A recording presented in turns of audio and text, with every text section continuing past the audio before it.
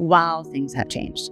For example, there's a company that came out of KAUST called Iris, which reduces energy consumption for vertical farming by 95%. This company was based here in Saudi Arabia, now second headquarters in UAE, is exporting to 16 different markets globally, including the US. They're retrofitting farms in Wisconsin, all over the world, right? But this is tech that was developed here. Why?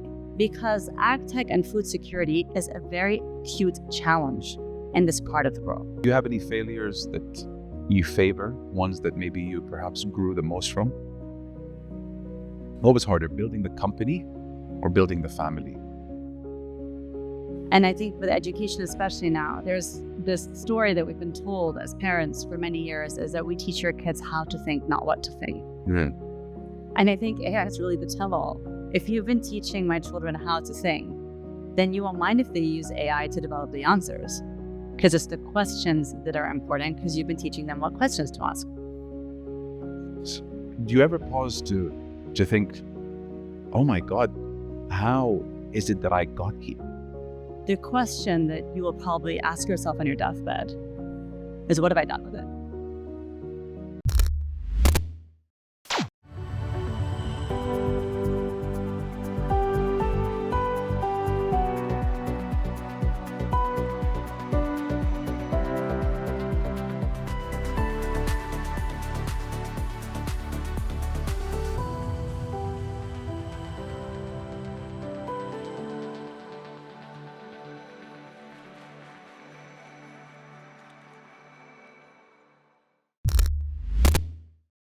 Between everything you go through in life and the general struggles and hardships of what we go through, or what you go through as a VC/entrepreneur, do you ever pause and stop and ask yourself, Noor, why is it that I do what I do? Do you have an answer for that? I do.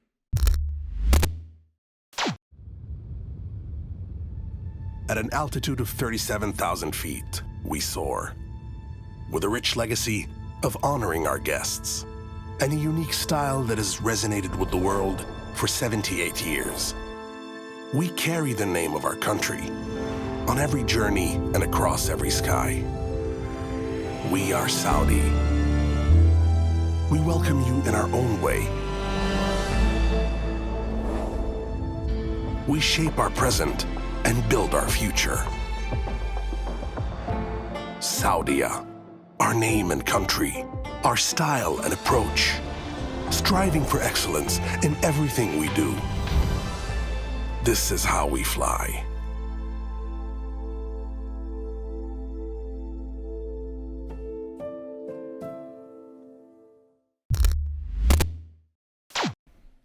Love to hear it. I stop and I ask myself that, not infrequently. It is a struggle. It's incredibly hard. It's a tough job. I love every minute of it. And if I didn't, I don't think I'd be able to continue doing it. But when I step back, it's always this feeling I have, and on a lot of reflection, that at the end of the day, we are accountable to three things, in my view. In this life, we're accountable to our wealth, we're accountable for our health, and we're accountable for intellectual education.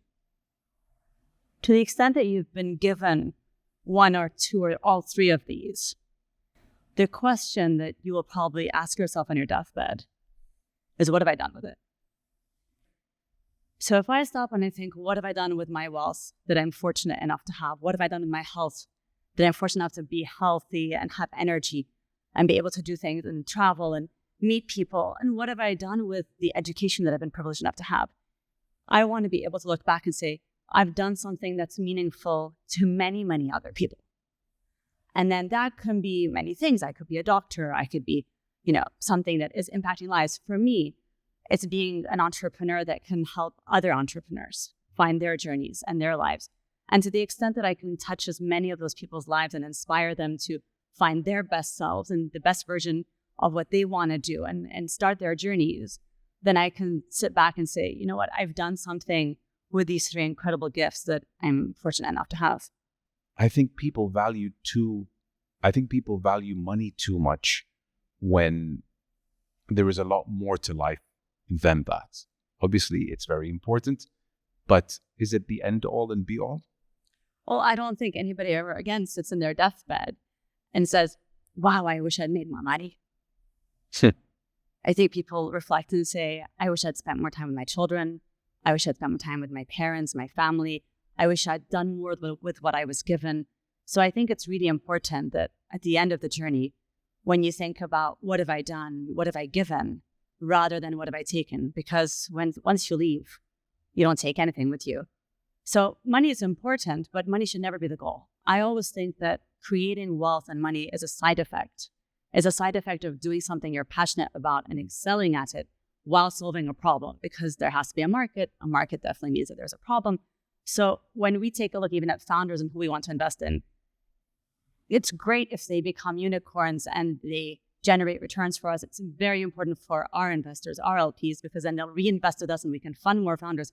But the ones that succeed are unequivocally driven by, I want to solve this massive problem. It's important to me. Mm-hmm.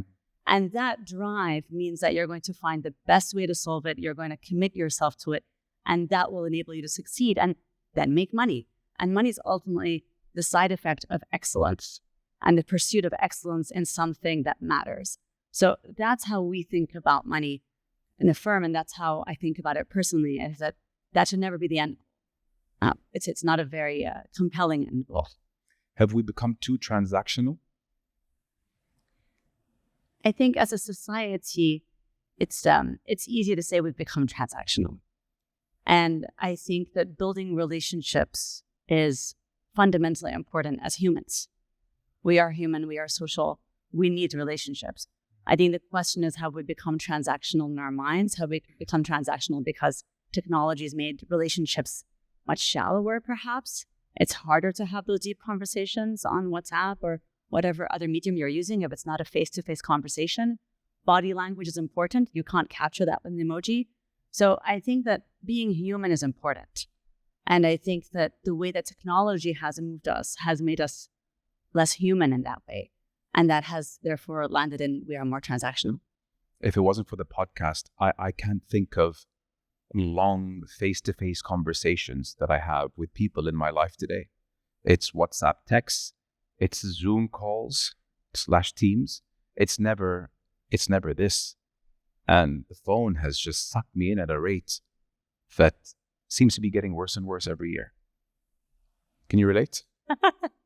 I agree. And I always challenge my kids. I say, are you a slave to your phone or is your phone a slave to you? I'm a slave to my phone. And we really have to think about how we utilize technology.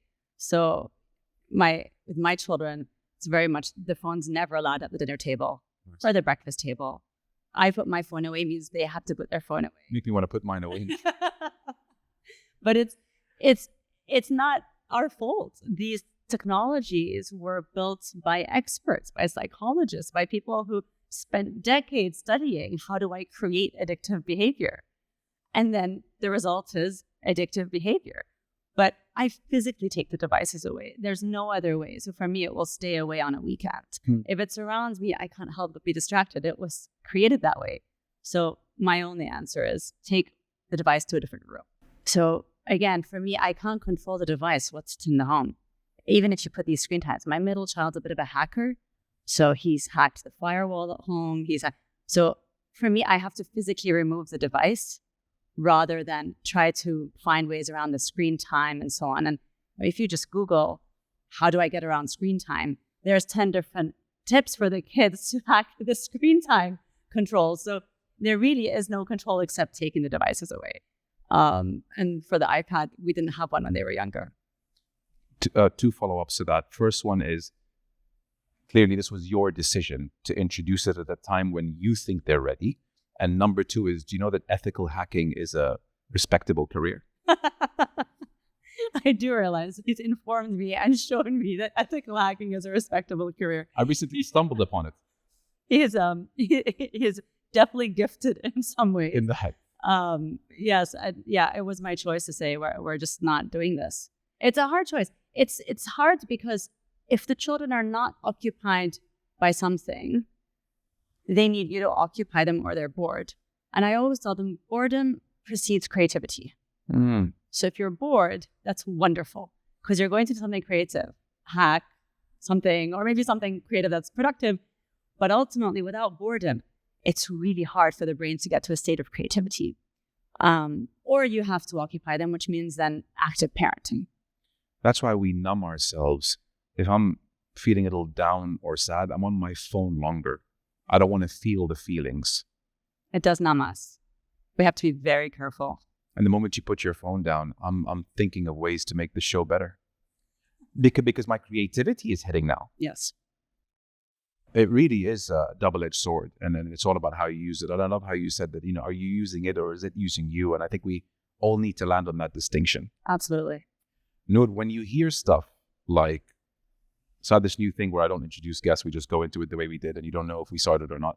But when you hear stuff like founder of Global Ventures, listed in Forbes top 50 women in tech and Forbes Middle East 100 most powerful women in the region, do you ever pause to think, oh my God, how is it that I got here? It really, you ever pinch yourself when you hear those things? All the time. Not just when I hear those things. When I walk into the office in the morning every day, it's very much a little bit of disbelief. Not because we don't work incredibly hard, but it almost feels, it's not imposter syndrome, but it almost feels like, wait, is this too good to be true? Have we really invested in 61 companies? Have we really had 6 exits? Are we really a top decile fund on financial performance globally? Is this really possible? It's everything I could have dreamed and hoped for. So, but at the same time, it is very, very humbling. And it's an honor to have these titles or labels. They don't mean much personally, but I think they mean a lot to the community and to the women that follow and to the region, that we can have global success stories, international success stories. So for me, it's always a little bit surreal.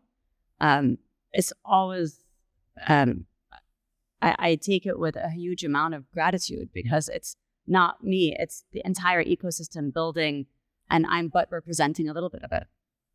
And then by no means was it accidental. You worked your tail off to get to where you're at. Is there a backstory to it? Like, do you remember ever thinking to yourself at a younger age that, you know what, I want to be this person when I'm older? These things don't just happen. There's a plan. But was there a bucket tipping moment or an aha moment when you said, I want to become a venture capitalist? No. I don't think I knew what a venture capitalist was when I was young. Yeah. I wanted to be a lawyer because my grandfather was a lawyer. And he was a role model and inspiration to many people. And I learned so much from him. So for me, that was kind of the goal. And I loved arguing and debating. And, you would watch CSI and you would watch all these things that came like, that's what I want to do when I grow up. I want to be a lawyer. I also loved journalism. I still love writing. And then I would see journalists like Hala Gorani when I was a little older, and I say, wow, I want to be that. So being a lawyer and a journalist, when I went to university in the US, you have to study something before you study law. So my undergraduate was pre-law, but it was also finance and economics. Those are my core subjects, for lack of creativity. Not because I wanted to study finance or anything, but I had to pick something, and my parents said, at least you can bank on this. So that was... They were right. They were right.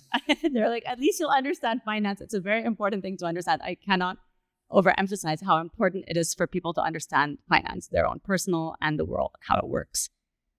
So for me, I started studying law. And 3 years into my undergrad as a pre-law student, I had a wonderful professor who one day walks into the room with all of us, and me being this very eager beaver wanting to be a lawyer, and says, how did you enjoy studying the last case? And it was miserable for me. And he said, I want you to take a minute and really think about your level of enjoyment. Because if you don't love studying the law, you're going to hate practicing it. Wow. And so that evening I said, okay, well, I no longer want to do this because I didn't love it. And so I went to him and I said, what do I do now? And he said, well, you can go into consulting because you're about 6 months away from graduating and this isn't going to work for you. And people that don't know what they want to do usually go become consultants. So that's how I ended up in consulting. And I really cared about health and wellness from when I was young. So went into biopharma consulting. And so completely unrelated, but life had its own plan. And that was the plan at the time. Very different to my plan. After 2 years in consulting, I still didn't know what to do. So when you're a consultant and you're done with your 2 years and you still don't know what to do, you go to business school. So I went and I did my MBA. And that's where at the end of my MBA, I was hired by another consulting firm. And they discovered that I spoke Arabic. And they said, oh, we're going to send you back home to Dubai. Dubai has been home since 1995. And so my plans kept changing based on what was happening, which was wonderful. Because then when I came back to Dubai, where, mind you, when I left Dubai in 98, Dubai was a very small town. And when you left in 98, you kind of felt that I want to leave and have my life elsewhere. Why would I come back? So my family was there and Dubai had changed. And every 6 months I had come back to visit, or 3 months, whenever I could. And it had been changing. So I came back with a consulting firm. And ultimately, a few months in, my father was an entrepreneur, asked me to come help him for a few weeks in between my projects. Consultants have a few weeks between their projects. And he was building an interior contracting company. So my father's an entrepreneur. I grew up as a daughter of an entrepreneur, many different businesses along the way. And in 1995, we had moved to Dubai because His Highness Sheikh Mohammed bin Rashid had the vision of the first 7-star hotel of the world. My father said, I want to go to the interiors. And he did. He started a company. He did the interior contracting. What does that mean? It's not design. We're not responsible for any design, but someone has to take the design, which is a beautiful piece of paper. So if you've been to Emirates Palace Hotel, that was one of the projects. Beautiful. The internal dome was given on 1/8 piece of paper as a draft. Someone has to think through, how do I build this? How does it fit together? What are the materials made of? Buy the materials, ship the materials, install the materials, and deliver the key. When? That part of the project is about 30% of development value. Yeah. So my father had moved to Dubai in 95 and set up this company in 96. And by 2005, when I moved back, the company was at about $60 million in revenue, 1,000 people in the Gulf and in Egypt, and had done lots of marquee projects. And I came in to help for a few weeks because he said, I've hired a consulting firm to do a reorg and we can't seem to see eye to eye. So can you just come and help with this project? And that's how I landed in the family business. Mm-hmm. Instead of 3 weeks, I ended up staying for 8 years. But the first 3 years of that journey were magical. We went from 6 countries and 1,000 people to 22 countries, 9,500 people. We became the biggest interior company in the world. What's it called? Depa. DEPA. Okay. And so Singapore was our biggest market at the time. Marina Bay Sands was our project there. And so on. If you go to India, the Mumbai airport was our project. Marina Bay in Singapore? Yeah. If you go to Azerbaijan, the Baku Flame Towers. If you go to Angola, so the company became properly global. So big name projects. Big name projects. Luxury projects. And then we IPO'd. So I ran the IPO in April 2008. We were very lucky. We had Morgan Stanley and UBS as the book runners, but we were very lucky on timing. And it was the first exit, if you will, in my life. So I didn't think of it as such. I was very young. To have had such an opportunity at such a young age was just magical and so formative. And that was interesting because we listed on the LSE, on the main board, the first company from the region to do so, and the NASDAQ Dubai. And we listed 2 months before the global financial crisis. LSE, London Stock Exchange. We listed 2 months before the global financial crisis. And we happened to have $400 million in cash when the implosion happened. And we spent several years doing a lot of global M&A. And I continued for 5 more years working with my father.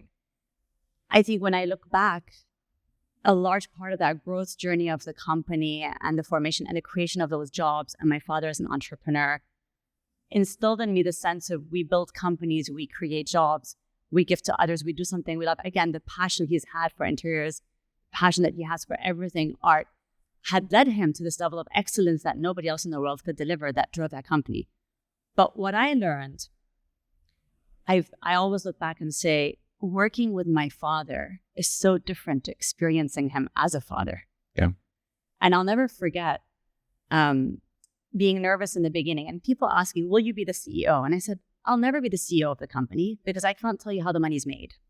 If I can't walk into a project site and tell you if we're making or losing money, or look at a bid and tell you if it makes sense, I have no business running the company. I'm here as a strategy person, growth person, finance person. But in the flip side, watching how he interacted with people, and when people would come to me and say, the level of humility your father has, or it's so amazing to give him any problem, and then he'll tell you, tomorrow morning, come back and the problem's solved. He was always a problem solver at work. And the humility, and then always teaching me to pause, like sleep on things. And it's such an old saying, sleep on it. He's like, sleep on it. By the morning, you'll have the answer. And it's true. Until now, I learn a lot of, or I do a lot of the sleeping on things. I'll say, I'll sleep on it, and I'll think of that. So working closely with him for the 8 years, I think instilled in me a different set of values, or instilled in me a different way of valuing him than I had as his daughter. And that really helped form our relationship. It also still forms a lot of what I do today with entrepreneurs, because he was an entrepreneur. And I was observing him as an entrepreneur, and I was observing that exit that we had. So for me, learning the values that he instilled at work, the work ethic, how he cared about everybody, how when we IPO'd, everybody got shares, was really important. That was that journey. At the same time, though, when I was in my second year at Depa, which, by the way, stayed public until last year when PIF bought it. So it stayed public for 10 years after we left. We left the business in 2013. Back in 2006, I really missed my yoga, which sounds so juvenile, but I had become this massive yogi in Boston, and just my practice was key to me staying healthy. And so one day I went to my dad and I said, I want to start a yoga studio on my weekends. And he said, okay, what's a yoga studio going to do? But there were no studios in Dubai. So it was the first yoga studio in Dubai. And I started it and brought 2 teachers from the States because there were no teachers in the region. I said, let them teach and I'll practice. I can't be the only person that needs this. And within 5 years, we had 72 teachers, 6,000 studios a month. It had grown. Did you say 72? Teachers, 72 teachers, 5 studios, 72 teachers, 6,000 students a month. It just blew up. Right timing. What was this called? Zen Yoga. I've heard of Zen Yoga. The URL is simply yoga.ae. Yeah. In my 5 years in Dubai, I heard of Zen Yoga. Okay. Yeah. So Zen Yoga was my little baby company back in 2006. And I grew and grew. And every time I walk into these studios, I have to solve all these business problems and deal with the light bulb not working, or the teacher squabbling over a lesson, or an upset client that every time I walk in, I would stress, not de-stress. And so ultimately sold it to a private equity firm. And that journey really taught me how hard it was to be an entrepreneur. Yeah. Because I was being an entrepreneur and running a $1 billion company at the same time. And one was supposed to be a weekend project. One was a real public company. And this was much harder on some days. And that's how I said, wow, if it's so hard for me, and I've worked in consulting firms, I've, worked abroad, I have been privileged enough to have an education, how hard is it for someone who hasn't had these experiences? No. And that's how I started angel investing. I still didn't think about venture capital, but then as the good companies I invested in needed more and more money, I would then take a look and say, there are no VCs here. So I would send them to my VC friends abroad, and they would raise money. And then those VCs would demand that the founders move. Yeah. And I said, well, I don't want to participate in brain drain. So the only way to solve this problem is to get into VC. So it was much more of a long-winded story, but an accumulation of different moments in the journey. And every moment always taught me that whatever I did have planned was really good. It's important to plan in life. But God's plan, the universe's plan, is just so much more interesting. I could not have planned this. I could not have sat at 20 years old and said, this is my plan for the next 20 odd years. So having your eyes open and your heart open to opportunity creates a much more interesting life journey. And you learn so much more than just sitting back and saying, this is what I want to do, and I'm not going to pivot.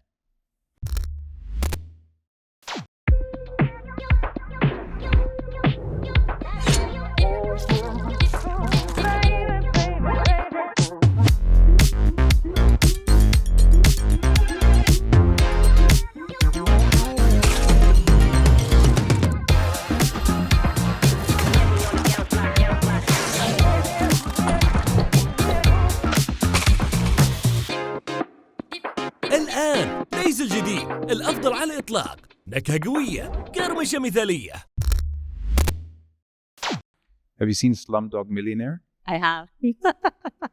Where a little bit of everything he went through had him win the big prize. Yes.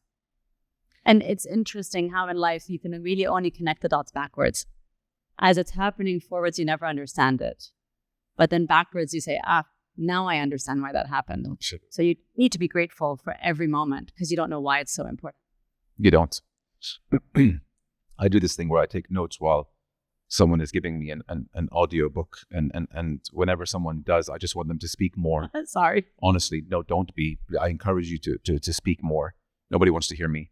I like the good that you put back into the community, and it's actually very present of you and very wherewithal, let's say, to say, I want to get into angel investing because I want to support people who have an idea, who are going places, but maybe lack a bit of funding. So that was just very aware of you to want to give back to the community like that. And finally, when or why did you decide to leave and start Global Ventures? Was it when the exit happened, you then went into and started Global Ventures? I joined a VC firm in 2014 once I had exited both businesses. That was focused on Dubai, Beirut, and helping Lebanese entrepreneurs scale because there was an initiative by the Lebanese government at the time called Circular 331 that enabled that. But then I had the opportunity to work within government in 2016. Which government? Dubai government. Dubai government. Which was a fantastic initiative. And as I said earlier, it's really being open-minded because if you had told me this, it's a sidetrack, but wow, it was amazing. And the leadership, the vision. I worked in the core team at the time in 2016 of the Dubai Future Foundation, which now is very large. So all of that from 8 years ago. So I had the opportunity to come into government and work on that team, thinking through what is Dubai Future Foundation. We built the Dubai Future Accelerator, which is how governments interact with tech companies. And each ministry has Depa. Is that in Emirates Towers? Mm-hmm. Yeah, because when I left Dubai, Emirates Towers was restaurants. And then I went in, I think in 2015 or 2016. I'm like, no, where's Emirates Towers? Like, where's Noodle House? Because it shows the future of Dubai. So Emirates Towers is a reflection on the future. It was all accelerators. It's accelerators. And so the Dubai Future Accelerator, which we launched back in 2017. And so really the positioning of this forward-thinking city. So I had the privilege and honor to be a part of that project. And obviously now the Dubai Future Foundation is much larger and has so many more initiatives. At the end of 2017, there were a few investors abroad who came to me and said, what happens if we want to invest in your region? We believe in your region. And so I finally, I think, got the courage and the guts to say, you know what, I'm going to go start my own firm. And we invest in here in the Middle East and Africa. And in the region, people had a really hard time leaving. Back then, this was early 2018. I was very lucky and fortunate because I have a large network globally, and some of my international friends run their own VC firms, some of the biggest, most prominent ones. And they said, hey, that sounds so crazy. You might actually be onto something. And they had been doing venture for 20 odd years. They had invested in India and China and Latin America. So they could pattern recognize the growth of ecosystems. And once enough of them had conviction, we had a fund. And once we had that fund, the region started to be a bit more interested because you have very sophisticated investors being curious. And so then we started attracting regional capital.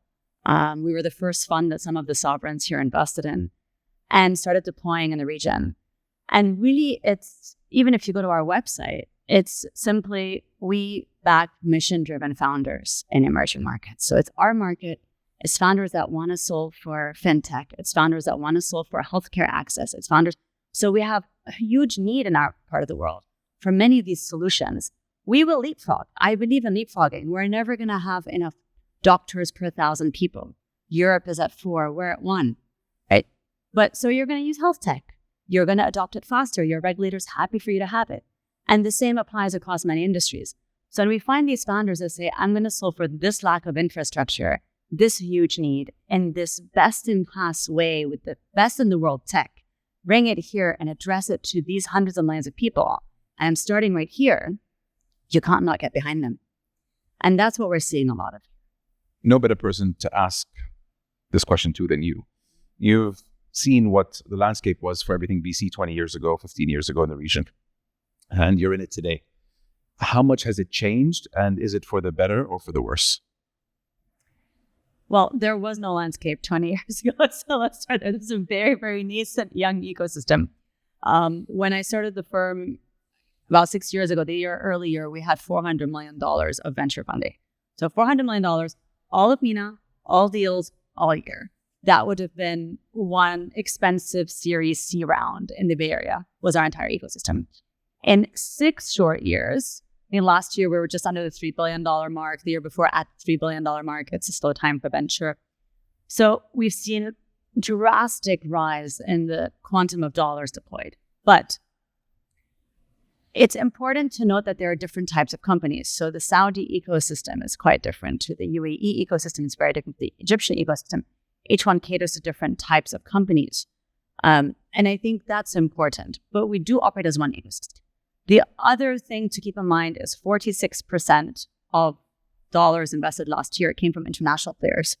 Mm-hmm. So the region, whereas again, 6 or 7 short years ago was not even on the map, today is attracting capital from the best players in the world, investing in this part of the world, in regional founders, partly because of the regional growth story.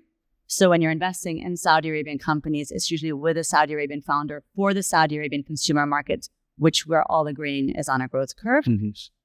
If you're investing in the UAE, it's more likely a global company. So the UAE is seeing more real innovation. We have in our portfolio alone a dozen companies that have more revenues in the US or Europe than in the region. When we invested, they were only in the region. So these are founders that are building technologies that are globally competitive, and the founders can scale their businesses globally.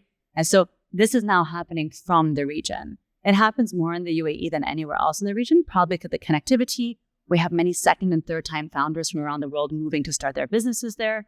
And the market's very small. And so because the market's small, founders are forced to think global first. In Egypt, we see a lot of founders building for Egypt and for the region. So we have in our portfolio Paymob, which started in Egypt, but is now working across the region. Those are great technical companies, great cost base. So each part of the region is a bit different, and the VCs are stepping up to that. So UAE companies are competing in the US against US companies? Yes. Our cybersecurity company, SpiderSilk, in the UAE, their biggest clients are in the US. Last year, they had more than 50% of their revenues in the US from US companies. You're talking about cybersecurity. It's not basic anything. So we have unprecedented. Unprecedented, 2 Jordanian founders. And they're very operational here in the region as well. But the fact that they can even crack that market, we have another company called Proximy, which was started in the region, is now global. They do virtual surgeries. They did 80,000 surgeries last year in the US. So once you start to think about, we can build the world's best tech, because when we're taking a look at problems, when these founders come in and say, I'm going to solve this problem, a lot of the time in the region, they don't have legacy incumbents. Yeah. So they're not forced to think within a certain framework. They're not forced to incrementally innovate. They're not forced to compete with the big behemoths. They're simply solving the problem. And so when you can do that, you can actually get much higher adoption. One of my favorite examples that we invested in recently is a company called Mensa. So these are guys that came in and said, supply chain disruption happening, you like it or not, it doesn't matter. But what does that mean on a fundamental manufacturing level? So in this part of the world and globally, oil and gas is huge. Oil and gas have billions and billions of spare parts sitting in warehouses. They throw away 20 to 30% a year, and they replenish. If you're in a world of broken supply chains, that's actually a real problem if you're an oil and gas company. Plus, everything sitting in a warehouse is draining your working capital. So they've come in and said, we're not going to minimally and incrementally improve this. We're going to come in and say, can we create 3D blueprints for each spare part? Maintain a digital warehouse, and then anytime you need anything, we will 3D print it using additive manufacturing facilities that we built, or we can subcontract it into a different market that has its own 3D printing. And the value is in this million spare parts they will end up having in their digital warehouse. The value for the oil and gas company is I no longer need to produce and ship things and store them in a warehouse. Supply chains are completely disrupted. This company now has clients not just in UAE and Saudi, but they've entered the European market. 4 of the biggest oil and gas companies are their clients, including Shell, Total, ADNOC, Aramco. So you get to a point where you're saying this is real innovation. They have just co-written the world standard with the international bodies for how to use additive manufacturing in this industry. This is coming out of Dubai, again, 2 Jordanian founders. So you end up in a world where... The same or different? No, different. These Jordanians are up Jordanians have great engineering schools. So again, a talent pool for the region. So you really, they're not thinking about how do I make my supply chain shorter. They're thinking, how do I completely do this? And the reason they can't, if you were trying to build this company in Europe first, people would say, why should I use this? I produce locally, either onshore or near shore. I don't really have a problem. This is an incremental improvement, but it's a huge risk. Here, it's an existential improvement, and you can manage the risk. So this is how the region's leapfrogging. It's saying, you know what, we don't have these legacy incumbents.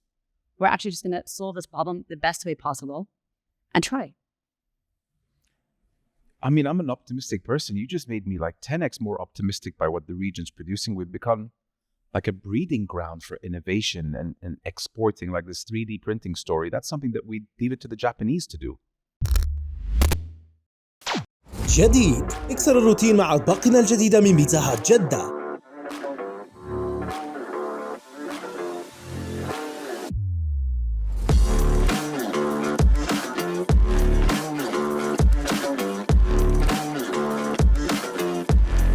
بيتزا هات جدة، ذوق طعم الثقة معنا. So that's, I think, one of the misconceptions about the region is that it's only emulation. I think we see a lot of innovation here. I'm sure we do because we invest in it. And globally scalable companies from the region innovating. I think it takes a different mindset to invest in them because they carry a different risk. How do I qualify that this is globally competitive and can win? On a global scale, it's very different to how do I conquer the Saudi market? So it requires a level of investment confidence and technology confidence that is different to typical what we've seen historically in the last 6 years. But it's happening now. Are you bullish of what's to come in terms of, the tech, everything tech coming out of the region? But more importantly, if we can zoom in on what industries are you most bullish on going forwards as a VC hat or as a spectator in general? So when we take a look at industries, we do a lot of research in-house as our firm, and we publish it. We put it online. Back in 2018, when we first started, we ended up writing 85 pages on Fintech in the region. Mind you, Fintech in 2018 was not a thing in the region. So we put this on the website. It became the go-to source about Fintech in the region. We do this because I believe that when we invest, we have to have a thesis. In order to have a thesis, you need to do research. In order to do research, you need data. It's all done in-house. And it's part of the core strength of global ventures. And the question is always, which industry 5 years from now is massively different to 5 years ago? That's where we get excited because those inflection points, Series A, where we typically invest, are the now. They're the ones where I can see the tech, I can see the commercialization, and I can see how disruptive this is. And so in 2018, we made a call on Fintech. We went very heavy on Fintech. It's worked out very well for us. We're very, very grateful. And then we continue to do more and more research. We happened to publish 120 pages on HealthTech in January 2020. HealthTech, for those who don't know much about. Are how technology can be used in the healthcare sector. Yeah. So whether it's as basic as telemedicine to virtual surgeries to e-pharma. In Jan 2020, we published a huge report that said we're very eager, very excited about this industry vertical. And then 1 or 2 months later, COVID happened. And suddenly, health tech became a thing, and we were just in the right place at the right time and became and invested a lot in that space out of our second fund. Fast forward to today, we publish research every quarter. We just published a prop tech report. We're about to publish a mobility report. But today we sit at a point where 5 years from now, we believe that supply chain and AgriTech are going to be unrecognizable. Yeah. The way that technology is being used in both of these sectors to massively shift the sector in a commercial way, not a let's check if this works way, is going to mean that in 2029, we're going to look back at 2019 and say, wow, things have changed. To the point where AgTech will be knocking on mainstream? To the point where, AgTech is not just mainstream. It's not just about vertical farming, right? But for example, there's a company that came out of KAUST called Iris, which reduces energy consumption for vertical farming by 95%. Now, energy consumption is super important because it's the biggest cost factor of vertical farming. And how do they do that? They do that by changing the way that you treat water or desalinate water for the purpose of vertical farming, with water being the largest input of the energy consumption. So they studied the cactus plant, subhanAllah, and they learned how the cactus plant did this, and then they developed it similarly. And then they developed a material science that captures 80% of the light, but only, I think it's 15% of the heat of typical covers for vertical farms. This company is based here in Saudi Arabia, now second headquarters in UAE, is exporting to 16 different markets globally, including the US. They're retrofitting farms in Wisconsin, all over the world, right? But this is tech that was developed here. Why? Because AgTech and food security is a very huge challenge in this part of the world. It's not optional that we incrementally improve it. It's existential that we solve it. Is it more? It's more crucial than people give it credit for. Yes, and as a result, people are willing to try things. Back to the earlier comment on the 3D print, people are willing to try. Let's try this solution. Let's try that, and let's help this industry grow. Because 5 years from now, we don't want to be importing 85% of our food. That is not a sustainable solution for us in the long term, especially as our population grows. So when you think about it that way, and given that the technology exists, this is likely to be the part of the world where we start solving for these problems that are more important to us than to other places. And we have the entrepreneurs, we have the technology, we have the capital, albeit not enough yet, but we're getting there. And we can back these companies so they can grow and innovate and export amazing solutions. Is food security a global concern or more of a regional concern?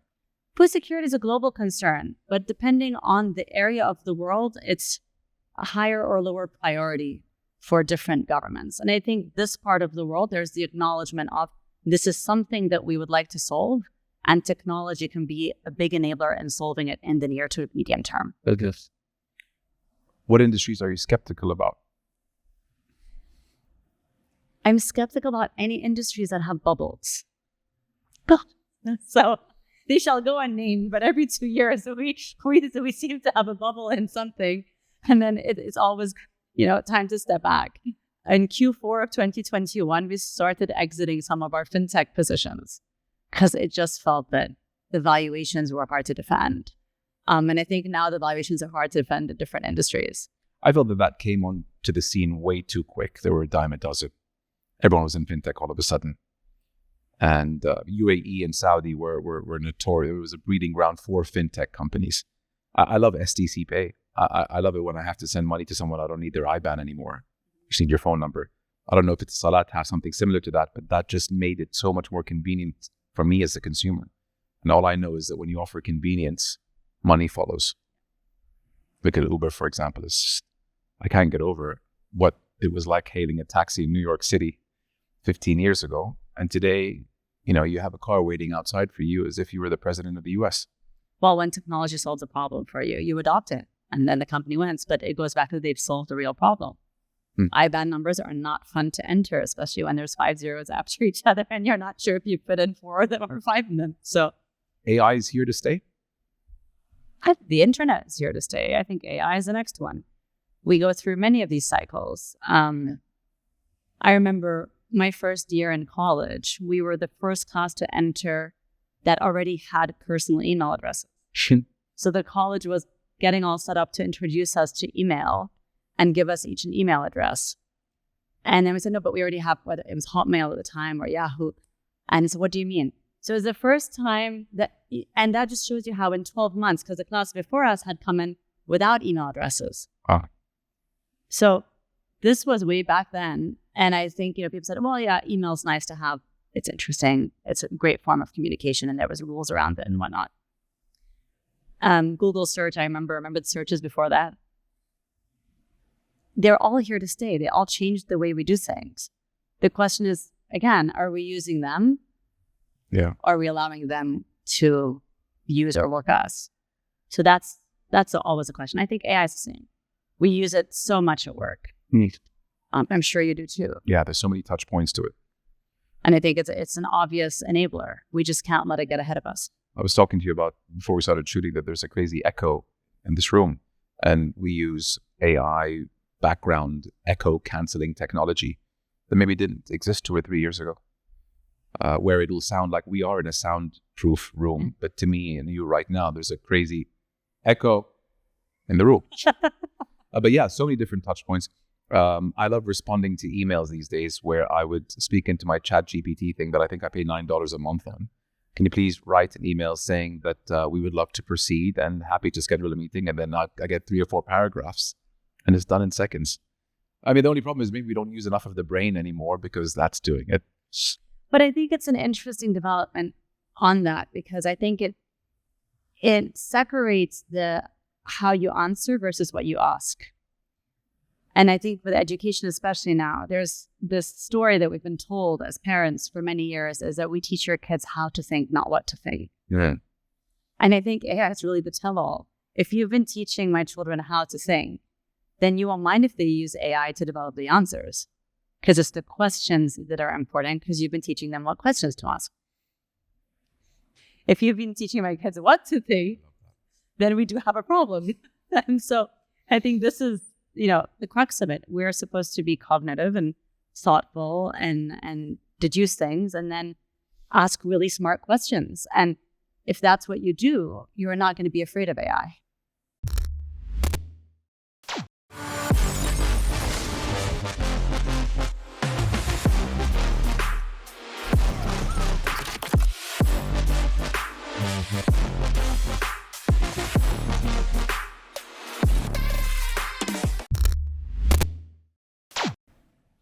You have 3 kids. And I understand that the schooling system, it's easy to say that, no, it's wrong. It should have been different by now. And, I'd make these changes. But logically and rationally, what kind of changes, if any, would you want to make if you were in charge of the schooling system of the world? Hypothetically. If I had a magic wand. Are you cool with the 15-to-1 ratio as it was 150 years ago? I think the education system is at a time of transformation. And whereas the education system as we know it, after the Industrial Revolution, the maths and so on were taught until today, it's in effect hundreds, centuries of years old. Some schools are 800 years old. Some schools are 500 years old. And they've had to reinvent themselves repeatedly. And they've managed to do so. But the transformation doesn't happen overnight and it's very high stakes. So I think with the education system, we have to be aware that they're going to change. They have to change because times have changed and that it's not their first time changing. We have to be patient as parents. It's frustrating because I see my son who's studying for his GCSEs study the same way I studied. And I say, this can't possibly be the same content that they're teaching you. Have we not evolved? Right? Except he's learning it, from an iPad or some device, and his instructions are given to him on Teams, and he's asking questions online. So there's an evolution in the how, but not the what. And I think for me, if there was a magic wand, I would say that it's about personalized education. I think that what gaming has done has been phenomenal. The gaming industry in terms of being able to target and personalize and just grab your attention, and they know exactly what each child's interested in, and then they can cater the game to what they're interested in. Wait, why can't we do the same thing in education? So that for me is the $1 million question. And I think that if we are in agreement that most of this young generation will work in jobs that don't yet exist, then let's not try to prepare them for jobs that do exist. Let's try to enable them to be the best version of themselves. That's not going to happen by studying the same text over and over and over. So if I had a magic wand, I would say, how can we personalize this so that by age 5, you know what a child intuitively is interested in and is curious about and what drives them. You can see it in a 5-year-old if they prefer cars or dinosaurs. So why can't we take a curriculum that enables them to spend the bulk of their time in their strengths and then have a minimal standard for areas where they're not strong, rather than this cookie cutter approach? If your kid isn't good at math but can hit a tennis ball, get him a tennis coach. Get him a tennis coach and make sure he knows basic math. And if it's the opposite, make sure he is pushed at math and he knows basic sports. But that ability to shift that should not be that hard given where we are with technology and given how schools are set up. So that's where I feel that if I had a magic wand, I would change. Yeah, you would empower the kid based on his interests and abilities from a younger age than from the whole one-size-fits-all schooling system that we still see till today. Yeah. I read in Japan, kids don't go to school till the age of 6 because they're spending the first 6 years of their life trying to figure out what it is they like and dislike. And typically, when you look at Japan, if you want to know how to do something the right way, Japan historically have gotten things right. Well, it's no different to college, how you have your core and your electives. That hits at 18, no? Yeah, but you should be able to do that from age 7 or 8, especially given how this generation is much more self-aware, has much more exposure, right? And you can tell just using technology where the intrinsic strengths lie. Do you think schools are in denial? If I didn't have 3 kids, it wouldn't bother me, this subject.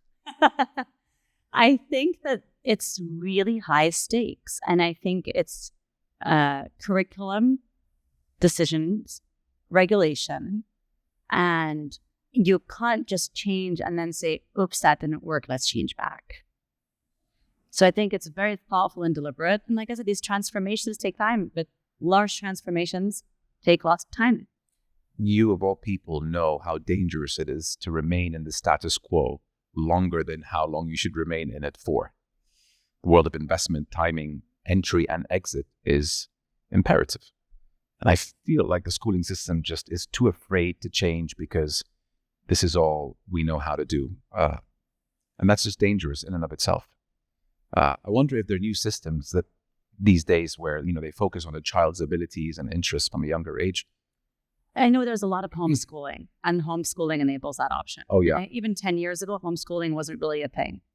Now it's increasingly an option for many people that feel this way. And I think that there will be a tipping point where enough people choose that, where suddenly schools say, okay, how do we offer a hybrid approach? Well, how do you feel about homeschooling? I personally didn't like the idea. I feel like it creates an antisocial, overarching vibe to a child's life. My kids have made the argument to me several times that they want to be homeschooled. So I don't know if that's a reflection of their school or how much they like being at home. I'll take it as a compliment, though. But there are some great programs. I don't have enough empirical data to make a decision on it. So for me, it's something that, again, I'd rather be safe than sorry. And so you end up back in the status quo. Mm-hmm. Yeah, that's the problem here. Shark Tank was an interesting one. I came to know that you've been on it, and what's great is that is almost like education that is also entertainment. Watched so many episodes in the West, and I'm glad they came to the region. You were on it. You did a few episodes. I did season 1. You did season 1. How was the overall experience? It's honestly humbling. It's really inspiring to see these entrepreneurs. I can only imagine how nervous they are pitching if I'm feeling nervous sitting in the chair. But also, I'm just grateful that I have a voice in the ecosystem, that I can actually share my thoughts, to give suggestions, make investments, some great deal flow. So overall, I think it's really important. It's not something I'm comfortable with. So it actually... Which part? Being the media part. So before Shark Tank, all of the media engagements were really about the firm and the founders. And I'm all for that. I think the Shark Tank opportunity, it was very, very humbling when I got the call to say, would like to be a shark on Shark Tank. And my son was in the car with me. the hacker. Ethical. The ethical hacker. And the explanation on the phone was that it would be in Arabic and so on. And so it made me very nervous. And it's media without it being about the firm. And so when I hung up the phone, my son looks at me and he's like, you're going to do it, right? I'm like, no. Like, I don't think it's very uncomfortable. It's out of my comfort zone. And he's like, you're always telling me to do things that are outside of my comfort zone. And he started telling me, Mom, do you know how much I learned from Shark Tank? I said, what? And he's like, yeah, it's how I get all these ideas. And he wants to start more businesses. And so I started listening to him. And I said, okay, you know what? I can do this. And he's like, it's in Arabic. There's very little Arabic content online that's educational. You're always seeing how important it is to educate. So you should do it.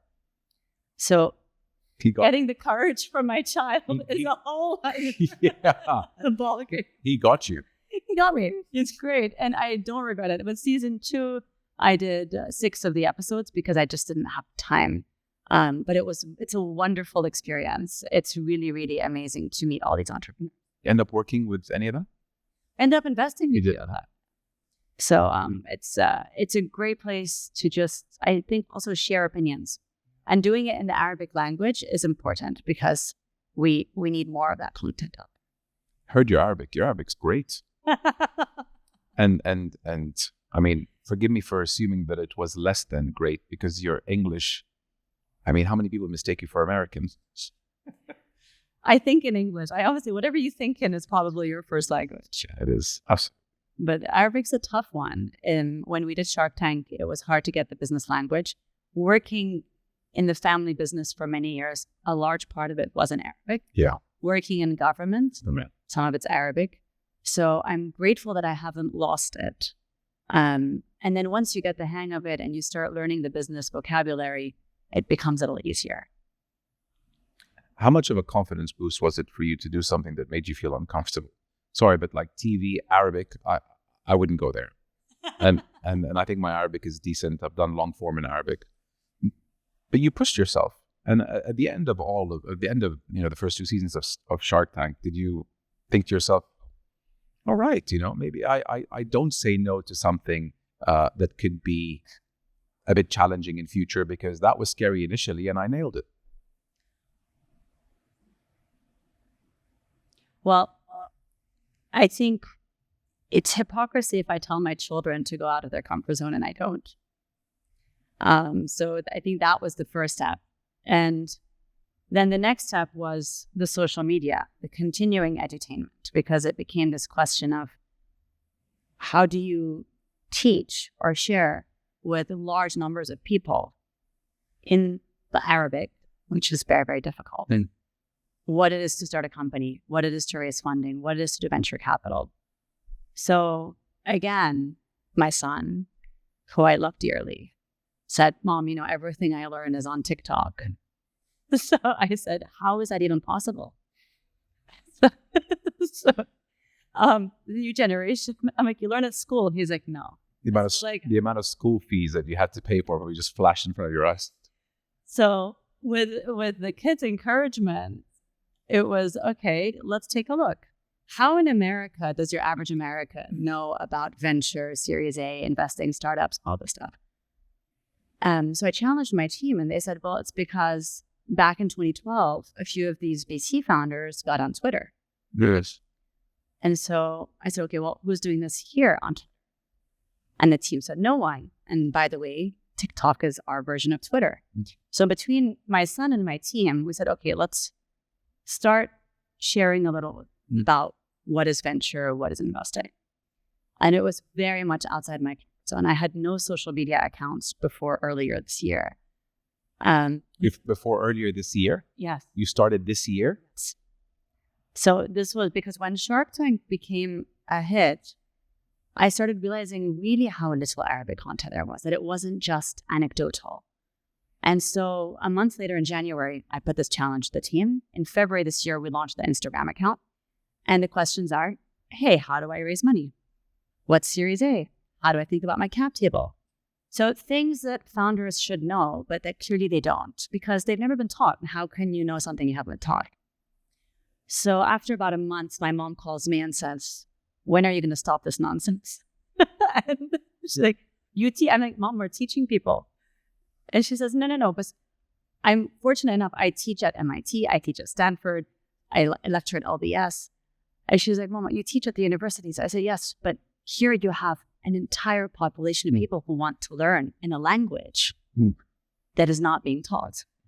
And so she calls me a month later and she says, my friends are watching your things and they're saying it's interesting. And so I say, yes, Mom. And then the Arabic page. The Arabic page. I love that you started that. And then she calls me a month later and she says, people are really learning. And I said, yes, I said, okay. So I had her blessing to continue. And that was huge for me because in our culture, again, this is something where it's not the most elegant thing to do, perhaps. So I was stuck really between this rock and a hard place where my kids are telling me this is how we learn. This is the generation we're speaking to, ultimately. My team is telling me there's nothing out there, but culturally, it's not really as acceptable.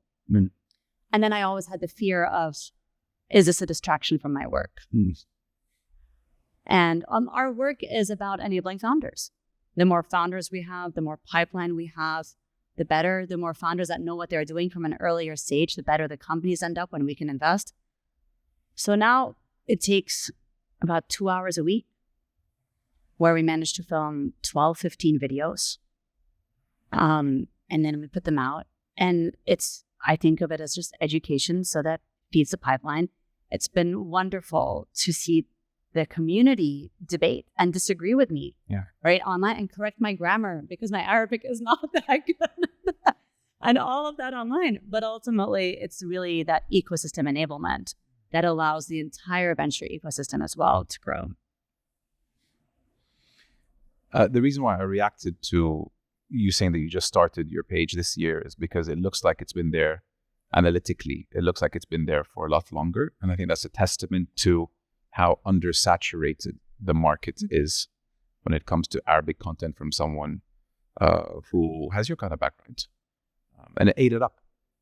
And that's what we realized, which has enabled us to continue because I said, let's do this for 3 months and see. And at the end of the 3 months, I said, wait, there's a huge market need. And it's our rule. If you know, you teach. And that's the job. If you know, you teach. I'm taking personal notes here. Good things happen when we get out of our comfort zone. It happened with you on Shark Tank. It happened with you on the Arabic content that you put out there. You didn't have to. The English page was doing great. But let's do a little bit more and challenge ourselves and get uncomfortable because good things happen on the other side of comfort zone. We touched on family a lot and we touched on business a lot. What was harder, building the company or building the family?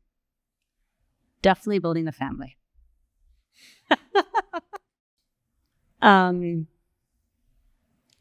I learn a lot from my kids. And it's a very steep learning curve. And you can't go back and have a redo. No. Right. And I think building the family has taught me to slow down. Taught me the importance of being present. Right. You don't learn that at work. You learn that when you're slightly distracted and your 4-year-old or 10-year-old or 14-year-old is trying to tell you something and then stop talking because you're distracted. Good. So the responsibility of instilling values, you want to raise exceptional humans. That's the job as a parent. You want these children to be the best version of themselves. And you can't go back and be like, hey, let me do when you were 6 years old again, because I screwed that up or I wasn't really there. So I think building the family has definitely helped me grow. And at the same time, just been so much harder. Privileged to be a mom. It's always, I always tell my kids, it's a privilege to be their mom, but it's such a responsibility. It's one thing to be an employee and have 3 kids, but to be an owner of a company, and you said you, I think, have 60 different founders under your firm.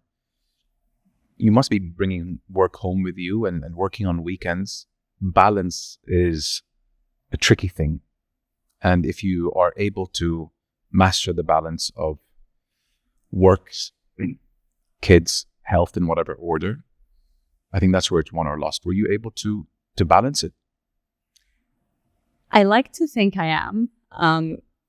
I block every evening from about 5 o'clock till 8 o'clock, sometimes 4 o'clock till 8.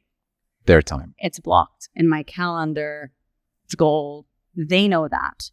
I discovered it was important for them to know that they are the priority. Right? My phone's rarely with me during those hours. We are not in the cardiovascular life-saving business. I genuinely believe that if a deal cannot wait for 4 hours, it probably wasn't meant to be. Our due diligence takes months. 4 hours isn't going to change anything. Building investor relationships takes years. 4 hours, if they're not going to do it because they can reach me for those 4 hours, probably wasn't meant to be. So I have to have that face. I wake my kids up in the morning, drop them at school, but I work. I'm in my office by 9, so I drop them at school, go to the gym, in the office by 9, and then it's crazy. Then it's madness. I run anywhere between 10 and 12 meetings a day, between 9 and 4. And then after the kids go to bed at 8:30, I'm on conference calls because I have a lot of international investors, usually from 9 till midnight. And I'll sleep midnight till 6. 6, I get up, rinse, repeat, wake the kids up, have breakfast with them. But there's no typical day. Right. Right. So some days I'm at conferences and those are just full on at the conference, and that's meeting founders. Some days I have board meetings. It's a lot of time with investors, with founders, with building a community, looking at pipeline, potential investors, making sure that we're seeing them. So it's a very tough job, very intense. And I travel. When I'm traveling, I optimize ultimately. So I'm on 14 meetings a day because if I'm away from my kids, then I need to maximize that time. On weekends, I work usually 2 to 3 hours on a Saturday, 2 to 3 hours on Sunday. But I need my downtime because that then powers up the brain. I feel like if you consistently just work every day, you end up with burnout. And that's not good for anyone. Are you able to crack virtual meetings as good as you crack physical meetings, or do you find yourself preferring physical meetings? I still prefer physical meetings. I'm from an old generation. Some of the team likes the virtual meetings better. I can't stand it.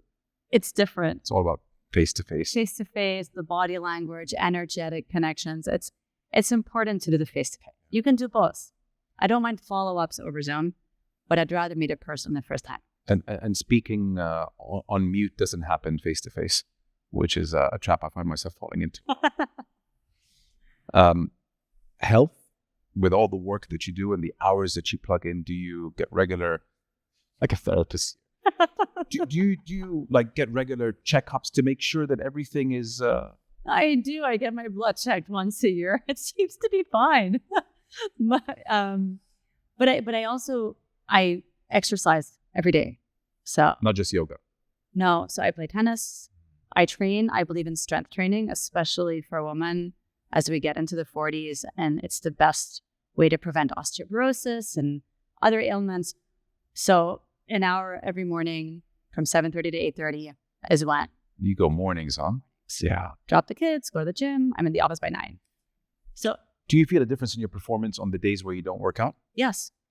They say scientifically that your speed of your cognitive speed increases by 15% if you increase your heart rate in the morning for at least 20 minutes. So for me, that's key, but it keeps my cognitive speed great. It keeps me calm. I love the exercise and I love what it brings to my life. I also meditate. So back to the yoga practice that I've had for 20 years. But I think that downtime and vacations and really taking the time to get away gives you perspective. Mm-hmm. You have no idea how many problems I solve when I'm training.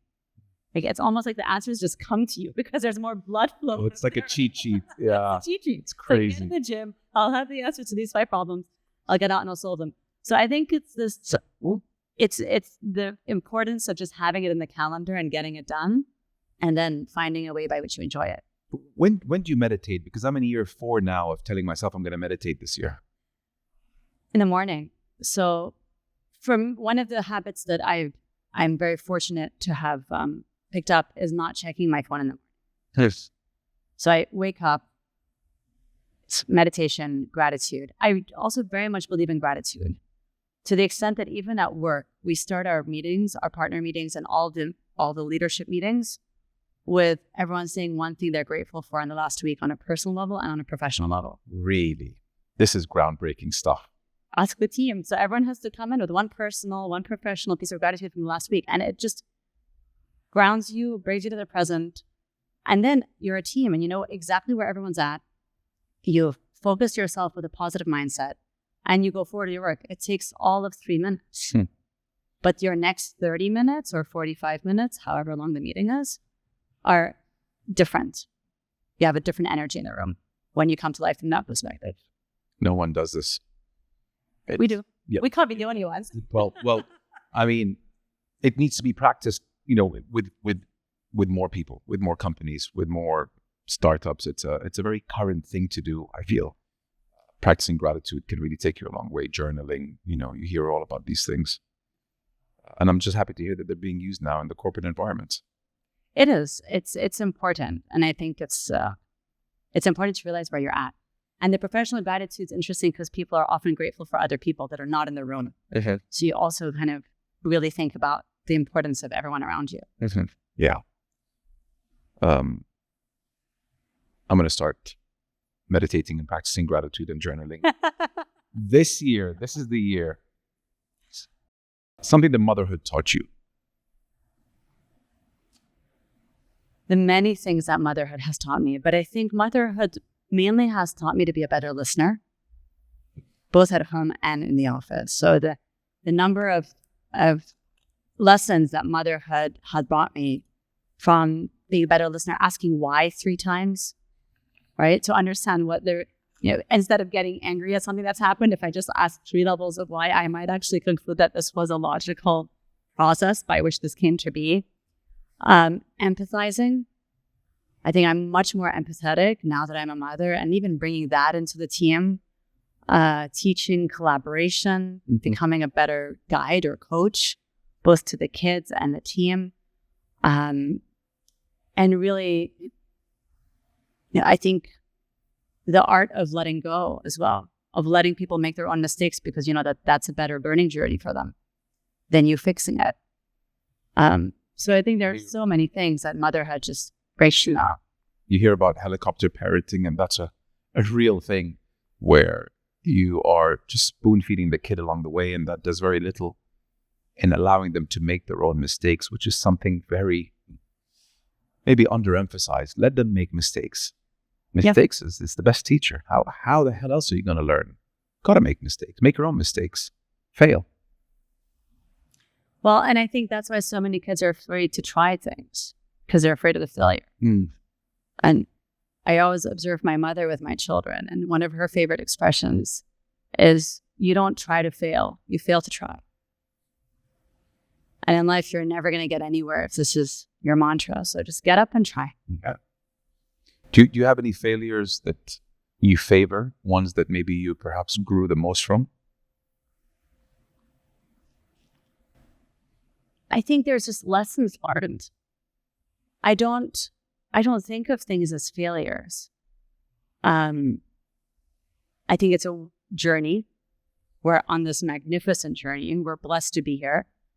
And every turning point, or anytime something doesn't work, it's because something else was supposed to. And that's the conviction you need to have if you're going to try new things and get outside your comfort zone. And there's, who was it, Nietzsche that said, the dancing are always seen as crazy by those that can't hear the music.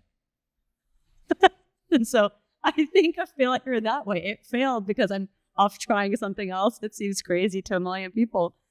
But that for me might make sense. You know what I got an image of? The silent parties where they're wearing headphones. And if you're looking at it from far, you'd think, what are these guys on? But you can't hear the music. You can't hear the music, but they're on beat. So, I think when it comes to failure, I don't really look back and think of failures. I look back and think of lessons learned. And again, something my father taught me when I was working with him. He would say, you don't know why this happened. right? But you have to believe that it's for a good reason. Any quotes that you like to live your life by, or ones that maybe you have hung up in your house? I have 20 hung up in my Do you house. really? Yes, I do really. And we have another 10 in the office. Well, what's the one that catches your eye from the 20 more than the other 19? I would say the one that resonates the most is, do not take the path less traveled. Go where there is no path and leave a trail. And to me, that's just the story of my life. The entrepreneur. The entrepreneur, even IPOing the business when I was too naive to know that I probably shouldn't. So any naivety plays out in your favor. If I had known how hard it would be to build this firm, I may not have done it. So people would tell me, it's the hardest thing you're ever going to do. And I said, well, how hard can it be? Naivety played in my favor. But I think going where there is no path is a journey of curiosity and learning and growth. And you just have to be okay with failure, because if it doesn't work out, then pivot and go somewhere else. Was the upside worth the difficulty side? It was definitely worth it. For Global Ventures, the founders we backed have created 13,000 jobs in the last 5 years. Generated returns. I mean, Tabby's a great company. It's one of our investments. Paymob is one of our investments. You start to take a look, not just the fintechs, but then Proximi, which does the first surgeries, Al-Tubbi. So you take a look at how these founders have grown their companies. It's a real ecosystem. We have other founders that will say that we were their first check, and if we hadn't put that money in, the company wouldn't exist. The company now has $20-30 million in revenue, employs thousands of people. So you really stop and think about the impact that this capital can make in the founders' journeys. Obviously, with the guidance, and we have a value creation framework, and we get involved in board seats and all of it. But you think about that work, right? And then you think about what it can do. There's nothing else I'd rather be doing. Have you ever thought of how much longer you want to do this for? Has retirement ever crossed your mind? What's that word? I'm familiar with it. It's very Middle Eastern of you to think that, you know what, I want to keep doing this till I'm 90. So when you say, what is that word? We love our work, I feel here. We don't think retirement, especially when you're the entrepreneur, the person behind the idea, the person who's cultivating things. You want to go for as long as you can. Well, there's still so much to do, right? And I think as long as there's more to do, if there were 20 other VC firms doing what we're doing, I would go solve a different problem. But as long as the problem of lack of strategic capital for these founders in this part of the world, ironically, exists, and the right guidance and the scale up and then the exits and the proof that actually this is an investable ecosystem to draw in more capital, as long as that's needed, and then the education is needed, right, to support that, those are the two things that I say we need to keep going. That we need to keep cracking bit by bit to solve these problems as an entrepreneur. It's good that we've started to see exits in the region. I think that's really important. Very encouraging. Whether it's IPOs or otherwise, we exit on secondary sometimes, right? And sometimes we double down when others exit.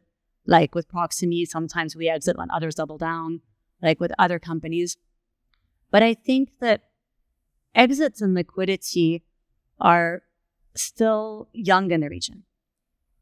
And the opportunity to get that liquidity can present itself in different windows, because there are these exit windows in the market. And when it does present itself, sometimes because a fund needs the liquidity, sometimes a founder needs some liquidity after many years of working. Often here, there's still a mentality of, they exited, or it's the end of the road. The liquidity moments are but moments in the arc of the journey on the way to the ultimate end goal of the company, which may be to carry on for 40 or 50 years. And I think that sometimes gets lost here. Right. So even me as an entrepreneur, will I exit? I'm unlikely to exit. I want to do this until I'm 94. But ultimately, I think that when we think about liquidity and exiting and retirement, they're not all the same. We have to think carefully about liquidity just as a moment in time point on that arc of a much, much larger story. Yeah. I think that's testament to when you are happy doing what you're doing, you just want to do it for as long as you can.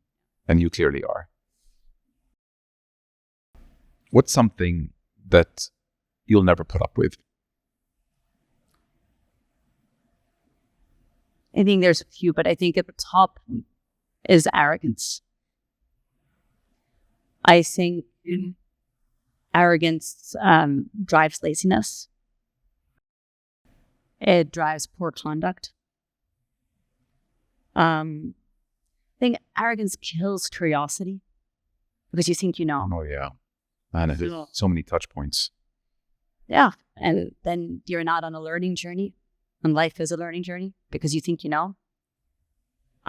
So for me, at the top of the list is really arrogance. It's one thing that is really hard for me to live with. Do you see it in your industry more than you wish to see it? Well, I think it's easy for people to confuse arrogance with conviction. Good. Well said. And I think that as a founder, you have to have conviction. Where I draw the lines, one of my favorite expressions is strong opinions loosely held. And that's where the line gets drawn between, for me, arrogance and conviction. You have to have conviction. But if you're not listening and willing to change your mind if you have new information, that's no longer conviction. And more often than not, people misconstrue conviction for arrogance. And there goes the deal. Yes. And I think that both these, I've been working with founders for a long time. And sometimes I'll say, what are you doing? This is insane. It's never going to work. And then they do it anyway and it works. And I'm like, that's awesome. You keep going, right? So What do I know? what do I know? I'm just the investor here. It's happened on more than one occasion, right? So I now know enough to always say, here's my opinion. You are closer to your customer, right? I have full conviction my opinion is correct based on my investment background and all the companies we've invested in when I've seen work. But you are closer to your customer. Yeah. Right? You do what you think is right, and then we'll come back. Listen, ego is the enemy, Noor. Yes. It's a good book. What instantly gets you in a good mood? I think it's your 7 a.m.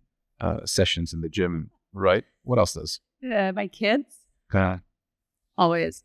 The sound of laughter. Kids laughter, grown-up laughter, doesn't matter. If I hear someone laughing, I smile. It's medicine. It's medicine. Sounds like your kids laughing, I think. Is My kids will specifically, yeah. either that or they're up to no good. Yeah. I have to find out which about first. You were pointing here. Were you? The sun. The sun. I felt it. The sun, always, especially when it's raining and then the sun comes out. Even the moon, when it comes out, is always so beautiful. It gets me in a good mood, lifts my spirits. And then sports. I think sports always get me in a good mood because they make me focus. If you're playing tennis, you're thinking about this ball right now, hitting this ball. You're not thinking about anything else. So it's very meditative in a way. Yeah. Wake surfing, again, you're thinking about the wave, the board. You're not thinking about everything else. So by the time I'm done, I'm in a very good mood. So you like the outdoors? I love the outdoors. We are limited with nature in Saudi, at least Jeddah, more deserty, Dubai, more deserty. Whenever I do find myself in green nature, I'm like, that Zen moment. Nature does things to the soul, doesn't it? It does. It does. I like to spend a lot of time at the beach if I can, because that's as close to nature as we can get. In Dubai, we're fortunate. We have Hatta, we have a few places close by where hiking is possible, mountain biking, just being very active outdoors in nature. But there's nothing like the greenery. Yeah. Even a hike, you're right. Nothing like a couple of hour hike and what that can do for your problem solving issues. Yes. I speak from experience. Do you enjoy time alone? I do. I find it's really good to just process, unwind, and I enjoy my own company. It's a very busy time in my life, but I think that that's usually where I just ground and and really get through my thoughts and grow. And once you reflect, you can grow and learn and kind of pull pieces of the puzzle together, even about yourself, and say, hey, wait, I hadn't noticed this about myself earlier. Take it from there. Many would answer that question saying, yes, I do enjoy time alone. But if you ask the same question saying, do you enjoy time alone without your phone? You'll probably get the real answer. Because time on your phone alone is not time alone. No.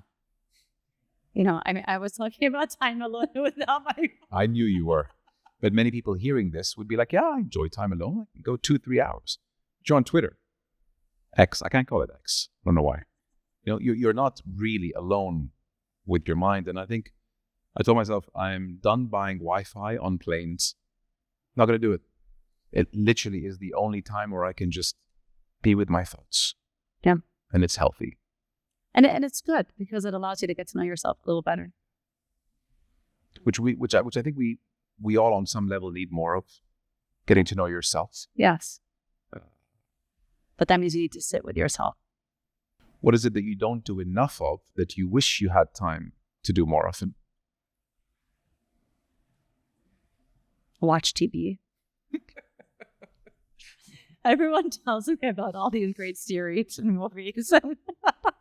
And you know, I think I've watched maybe 2 series in the last 6 years. Was Game of Thrones one of them? No. I'm in the 1%. I haven't watched it. The Crown was one. It was a good one. It was a good one. And then Downton Abbey was. Downton Abbey. There's another big one that I just hear of shows that my cousins or friends talk about. Handmaid's Tale is another one that comes to mind. Haven't seen that. Breaking Bad. My son's watched it. Well, bad parenting. I hope he's the older son. He's the oldest Okay, son. thank goodness. Because there are a few derogatory. Oh no, he's the oldest son. Like, what are you doing? What are you watching? What is this? He's like, sit, join me. After 5 minutes. You knew what was going on. You're on your own. But yeah, no, I knew what was going on. But at some point when they're old enough, they're old enough. But yeah, watching TV. Movies, any favorites? I don't really watch movies that often either. This is the whole TV movies. When I started the firm, I had to give something up. What was that? It was that. It was 2 to 3 hours a day in the evenings or whenever that I was like, I need 2 to 3 hours a day. And I still read my books. I read a book a week. I love reading books, but TV had to give. I will always applaud someone who creates as opposed to consumes. So I applaud you for that. Thank you. Thank you. And now I can see why, after you did all that, you're like, oh, yeah, if I can just, consume a little bit, because Lord knows I created enough. Well, no, I think it's the idea of sitting down watching TV with my kids and watching a show people have talked about that I've heard people enjoyed, but I also think it's just at this point, what I want to watch and what my kids want to watch are very different to start with. So that's a very idyllic scene in my head that's unlikely to materialize. Yeah. Well, hopefully you can create some time for you to watch and just relax, because as we said earlier, like relaxing is just as important as working, and it's crucial. Relaxing is very important. Actually, funny enough, I think it was in The Crown where Princess Margaret said to Thatcher that she couldn't possibly go on a certain holiday because she wouldn't enjoy it, given how much was going on. And this is what Thatcher is speaking to Margaret. And Margaret responds and says, holidays are not for enjoyment, they're for perspective. Wow. And so I took that away from watching TV. Like the little that I watched, I learned. But I genuinely think that. And I think it's important to take vacations. We do that. We close the office twice a year for 1 week. So everyone's on holiday. And at the same time, the sports give perspective. Mm-hmm. I think celebrating the small moments in life, the small wins along the journey, enable you to really enjoy the journey and get to that end goal. For sure. Much happier. So that's not lost on me. It's just, I think the TV gave. It's funny. It's one of my wife's favorite shows. And I remember hearing something in passing that was said on the show, and I just thought it was the funniest thing ever. What was it? What's a weekend? That's because every day is lovely. You don't need the weekend to be lovely. It's because you enjoy your Monday through Friday just as much as the weekend. What's a weekend? Anything missing in your life today? No, not really. I'm very grateful. I think that the ability to be present and grateful for what I have, and every morning waking up with this gratitude, practicing it at work, takes away the I wish I had. And even if I were to continue that sentence, I wouldn't know what to continue it with. Just grateful for everything that I'm blessed with.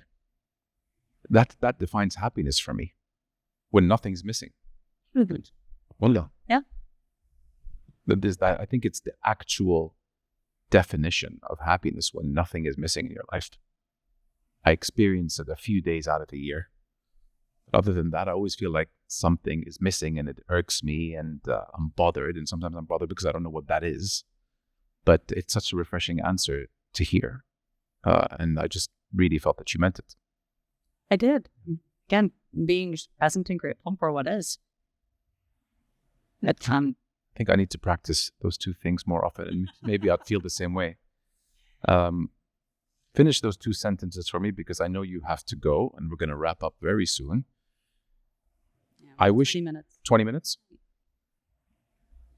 I wish I knew this when I was younger. The importance of the pause. I think I see it everywhere now in my life.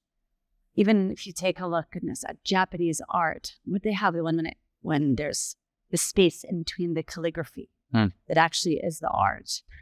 If you listen to music and you start to notice that the space between the notes is actually what makes the music. If you listen to poetry, you realize that the pauses are what make the poetry.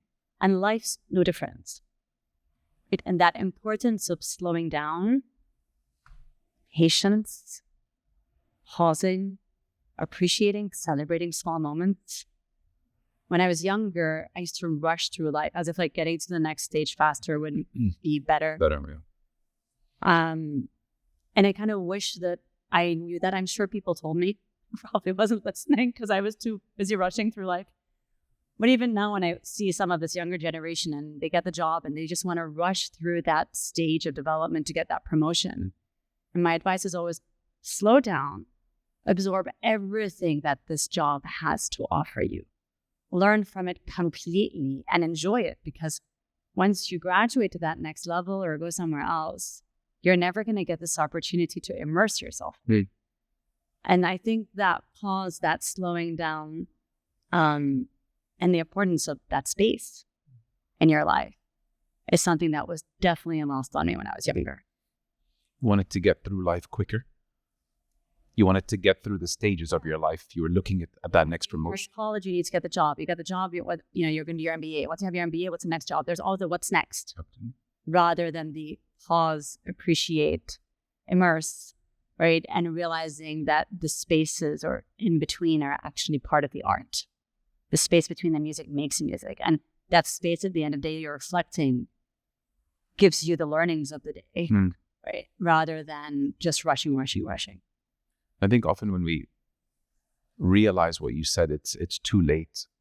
So, for those people who are either just starting off in college or starting their first job, I think it's a very important note to enjoy the ride, because it goes by quicker than you think. Yeah. Like, I can't believe I'm turning 41 this October. People. Thank you, but I'm not ready for it.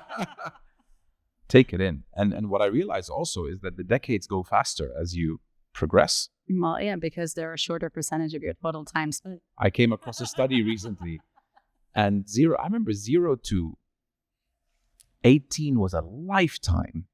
My nephew's almost 18, and it feels like he's been around for less than 10 years. It's quicker. It goes quicker. But for him, 18 years felt as long as it did for me. It's I think we're busier, and the busier you are, and it's a smaller percentage of your total time. So what is it?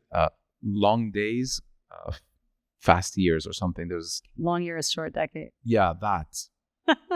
Pause is a good one. Absolutely. Take it all in. I wish I didn't let go of this dream. I don't think I've let go of any dreams.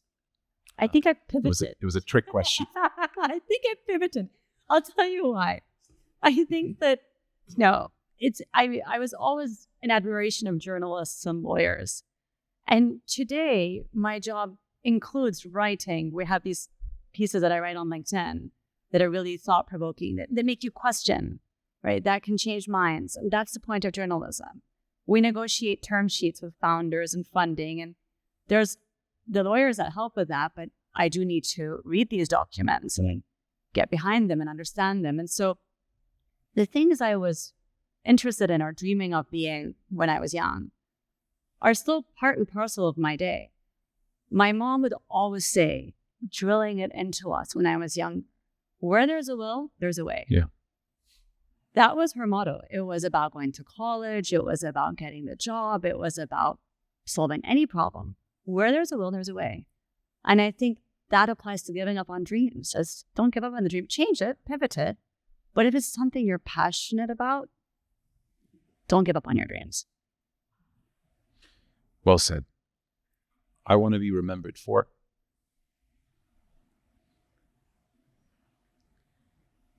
For me, I really want to be remembered for inspiring people to start their journeys. So I was very fortunate and blessed and to be able to live a life where I feel like I'm fulfilling my purpose, where there really is that self-belief that I have that I want to go start something I can. It's hard to come by. And I think a large part of it is cultural. It's also how we're raised. It's sometimes also a gender challenge, right? So we don't have enough confidence. We haven't seen enough people around us make it. So that self-doubt that creeps in can stop you from fulfilling something you know you were put here to do. You're passionate, you're eager, you've been thinking about it for 10 years. You go to sleep thinking about it, you wake up thinking about it. But yet there's this fear.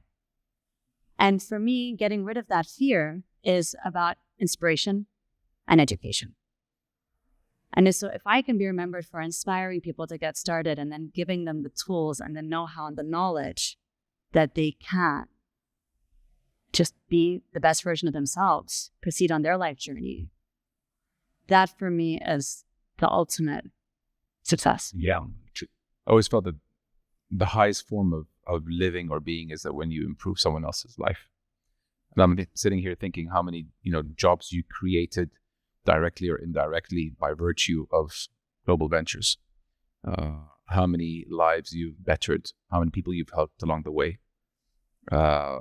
And thank you, honestly, for bringing what you do, your particular set of skills to the region. You could have easily gotten a job anywhere in the world, but you decided to come into the MENA region, the new frontier, as we see. I mean, you've shared some facts with me today that I had no idea that we had, companies in the region competing with some of the best in places like the US and similar. So thank you for doing what you do. Pleasure. Thank you for being my first guest in the new studio. And I think this was, you touched on edutainment. Is that what you call it? Education and entertainment. Yeah. And I think this episode does that exactly, where you are being educated without knowing that you are being educated because it came in a form of entertainment. I think so.